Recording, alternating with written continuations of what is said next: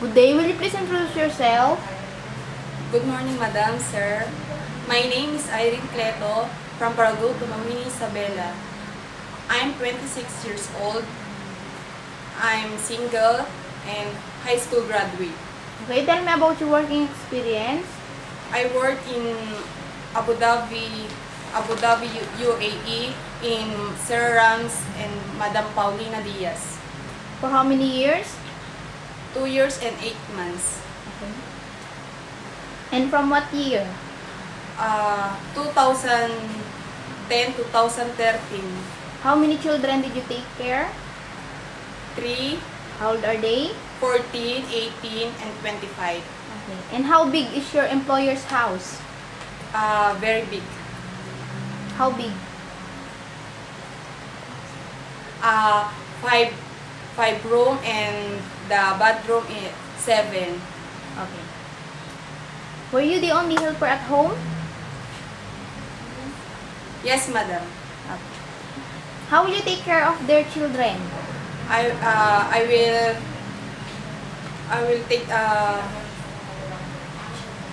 children, and then I will sending the school, and then teaching read, and then to write, and I will help to the assignment. Okay. Are you willing to take care of an elderly, even a bedridden person? Yes, madam. How will you take I'm care? very willing to take elderly. Okay. How will you take care? I will give food, and then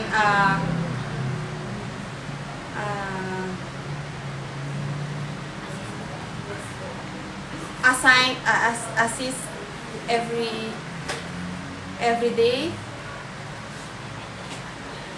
and I take about. Okay. Do you know how to cook?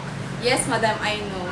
What kind of food did you cook? Food, Filipino foods like tinola, sinigang, adobo, and others. Okay. Can you operate an electrical appliances? Yes, madam. What kind of appliances? Vacuum, microwave, and washing, Okay. ironing. Your duties in Hong Kong will be doing all the household chores and at the same time taking care of the children. So how could you handle this kind of situation? The children, I will put in the safety, in the script, and then I will give toys, and then I will continue my work. In case you found something like money inside the pocket while washing your employer's clothes, or you found jewelry written in the house, what will you do? I will give and bag to my madam. Okay. What if during your day off, then your employer asks you not to take your day off because they have visitors, what will you do? I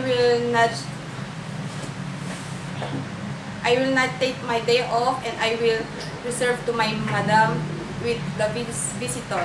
Why do you want to work in Hong Kong? Because this way I will help to my family for financial matter. Would you like to say something to prospective employers someday? Madam, sir, if you give me a chance to working domestic helper, I will do my best work and obedient and trust and honest. Thank you, madam. Bye.